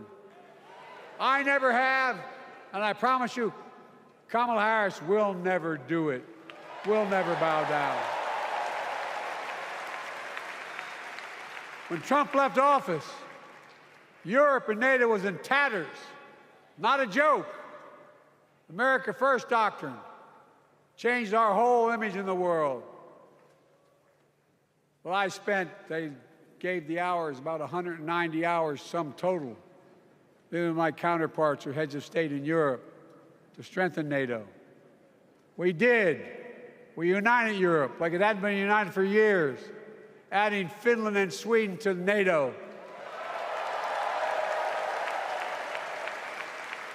10 days before he died, Henry Kissinger called and said, not since Napoleon has Europe not looked over their shoulder at Russia with dread until now. Until now. Well, guess what? Putin thought he'd take Kyiv in 3 days. 3 years later, Ukraine is still free.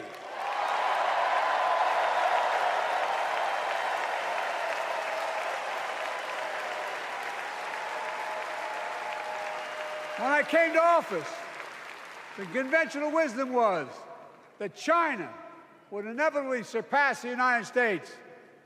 They haven't noticed. No one's saying that now.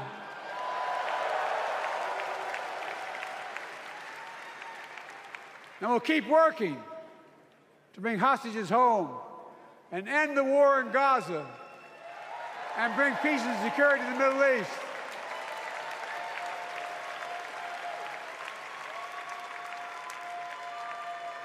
As you know, I wrote a peace treaty for Gaza. A few days ago, I put forward a proposal that brought us closer to doing that than we've done since October 7th. We're working around the clock, my Secretary of State, to prevent a wider war and reunite hostages with their families and surge humanitarian health and food assistance into Gaza now. To end the civilian suffering of the Palestinian people, and finally deliver a ceasefire and end this war.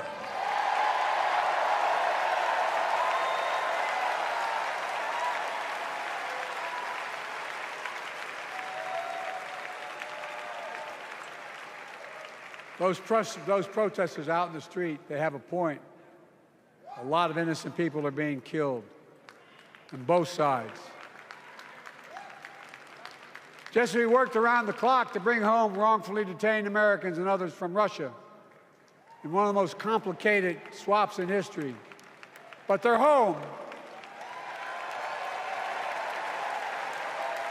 Kamala and I are going to keep working to bring all Americans wrongfully detained around the world home. I mean it. Folks, I've got 5 months left in my presidency. I've got a lot to do. I intend to get it done.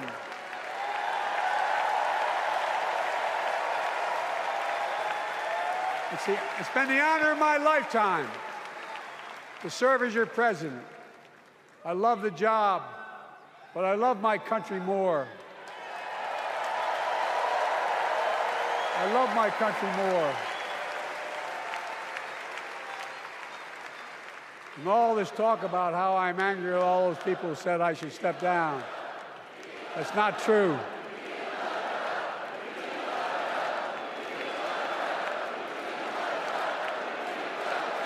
Thank you.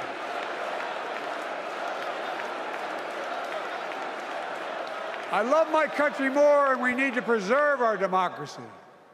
In 2024, we need you to vote. We need you to keep the Senate. We need you to win back the House of Representatives. And above all, we need you to beat Donald Trump.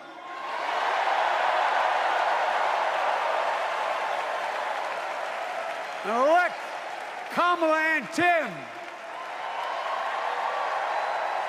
President and Vice President of the United States of America.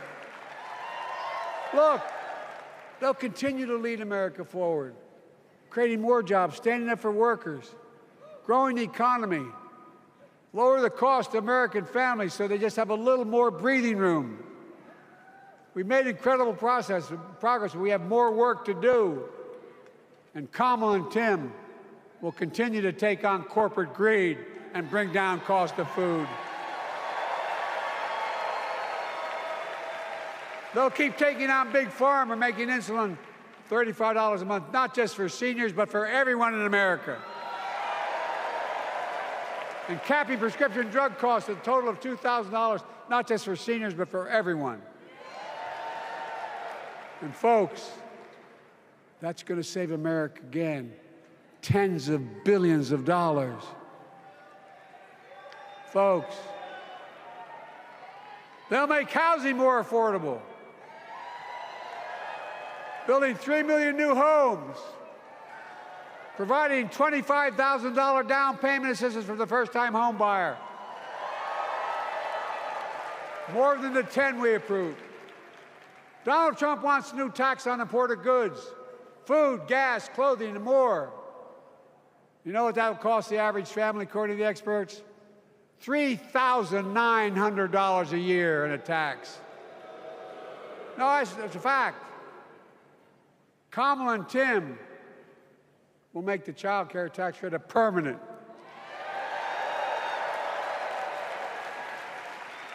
Lifting millions of children out of poverty and helping millions of families get ahead. But you know what Trump has? He created the largest debt any president had in 4 years with his $2 trillion tax cut for the wealthy. Well, Trump has a new plan. He wants to provide a $5 billion tax cut for corporations and the very wealthy. Read it. Put us further in debt. And folks, you know we have 1,000 billionaires in America. You know what their average tax rate they pay? 8.2%. If we just increased our taxes we proposed to 25%, which isn't the highest tax rate even, it would raise $500 billion new dollars over 10 years. They'd still be very wealthy. Look, Kamala and Tim are going to make them pay their fair share. They'll protect Social Security and Medicare. Trump wants to cut Social Security and Medicare. Kamala and Tim will protect your freedom. They'll protect your your right to vote. They'll protect your civil rights. And you know Trump will do everything to ban abortion nationwide. Oh, he will. You know, Kamala and Tim will do everything they possibly can. That's why you have to elect a Senate and a House to restore Roe v. Wade.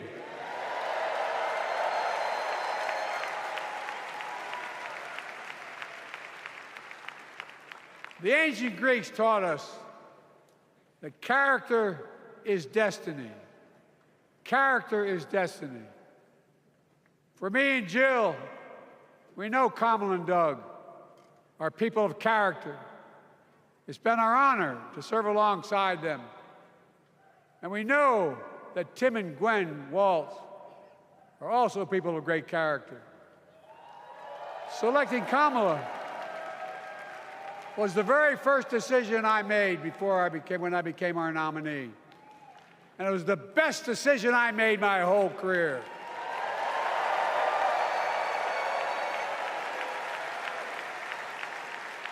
We've not only gotten to know each other, we've become close friends.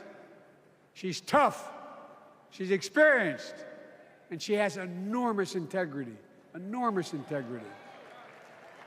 Her story represents the best American story. And like many of our best presidents, she was also vice president. That's a joke.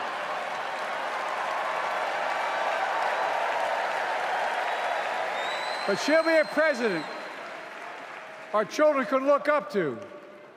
She'll be a president respected by world leaders because she already is. She'll be a president we can all be proud of. And she will be an historic president who puts her stamp on America's future.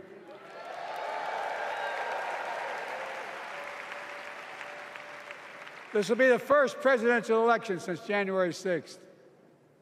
On that day, we almost lost everything about who we are as a country. And that threat, this is not hyperbole, that threat is still very much alive. Donald Trump says he will refuse to accept the election result if he loses again. Think about that. He means it. Think about that. He's promising a bloodbath if he loses, in his words. And that he'll be a dictator on day one, in his own words. By the way, this sucker means it. No, I'm not joking. Think about it. Anybody else said that in the past, you'd think he was crazy. He is crazy, but you'd think it was an exaggeration, but he means it. We can't let that happen. Folks, all of us carry a special obligation. Independents, Republicans, Democrats. We saved democracy in 2020, and now we must save it again in 2024.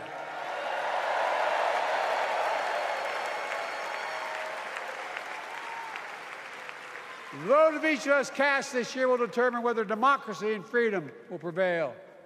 It's that simple. It's that serious.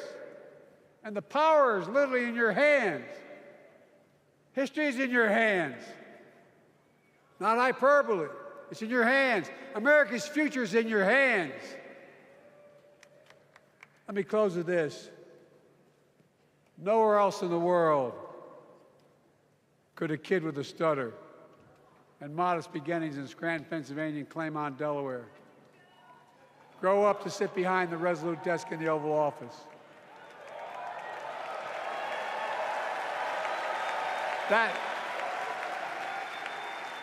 That's because America is and always has been a nation of possibilities. Possibilities. We must never lose that. Never. Kamala and Tim understand that this nation must continue to be a place of possibilities, not just for the few of us, but for all of us. So join me in promising your whole heart to this effort, and where my heart will be. I promise I'll be the best volunteer Harrison Waltz has Cam ever seen.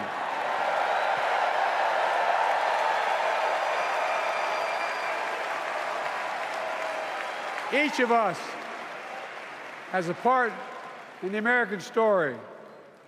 For me and my family, there's a song that means a lot to us, that captures the best of who we are as a nation. The song is called American Anthem. There's one verse that stands out, and I can't sing worth a damn, so I'm not going to try. I'll just quote it. The work and prayers of centuries have brought us to this day. What shall our legacy be? What will our children say? Let me know in my heart when my days are through. America, America, I gave my best to you.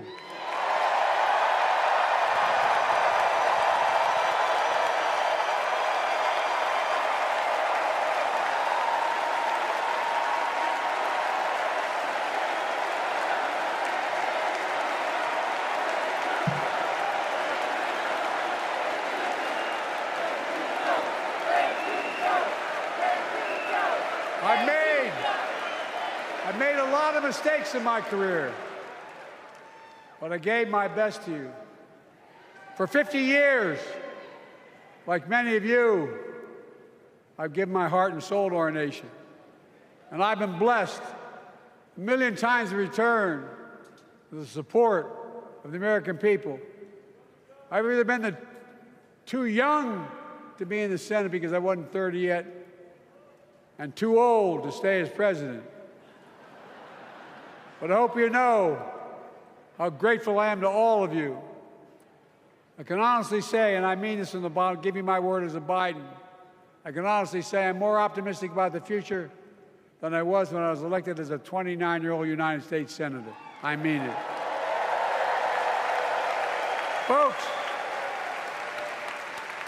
we just have to remember who we are. We're the United States of America.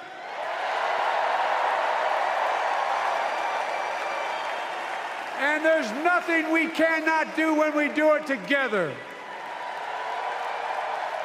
God bless you all, and may God protect our troops. Thank you.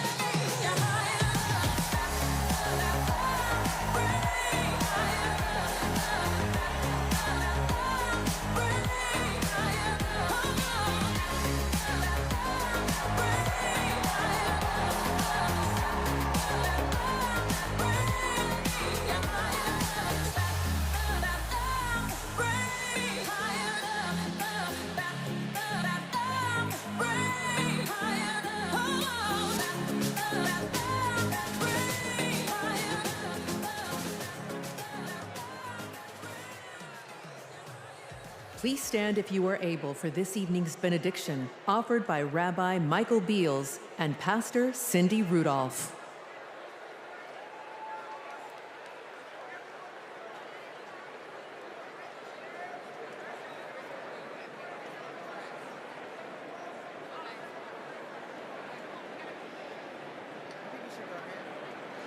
Tonight's convention theme, For the People, hints at the inclusive, bridge-building messages and policies the Democratic Party will require to succeed not only in November, but long after that.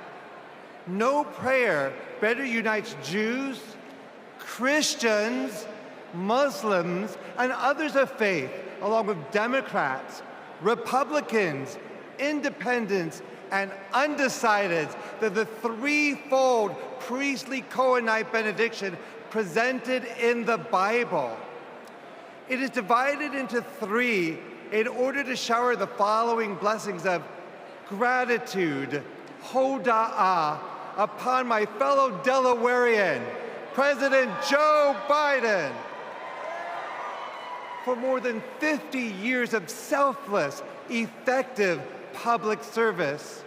Joy, simcha, in public discourse and policy encouraged by Governor Tim Walz.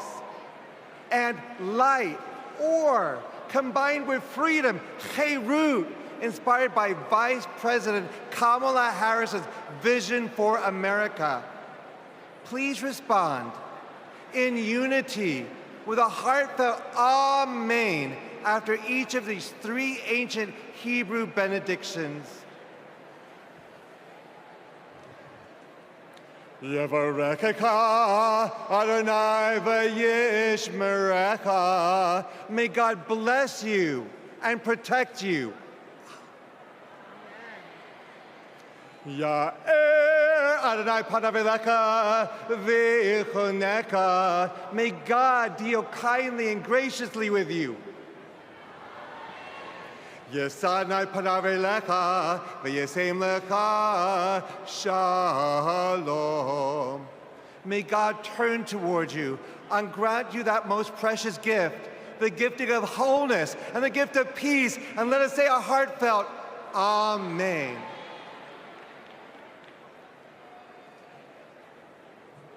Most gracious, kind, and loving God, we thank you for this tremendous gathering of people invested in our nation's progress. Lord, as we look upon our leadership, we see what you require of us. To do justice, like the Justice Vice President Harris has championed her entire career. To love mercy, like the mercy Governor Walz has modeled as a lifelong public servant and educator. And to walk humbly, like the humility President Biden has embodied with decades of outstanding servant leadership.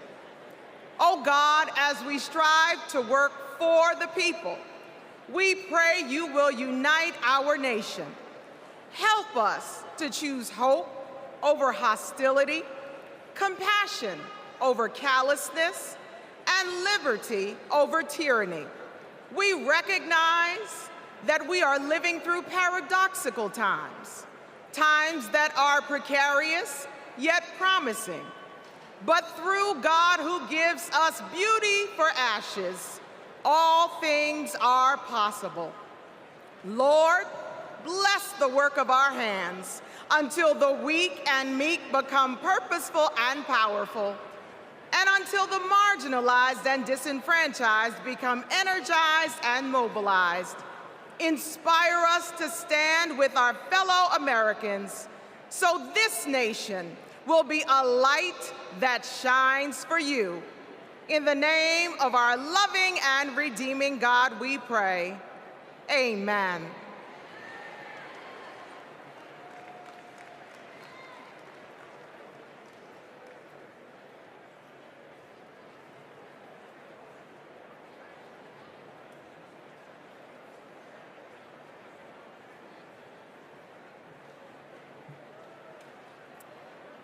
Night one of the Democratic National Convention has officially come to an end.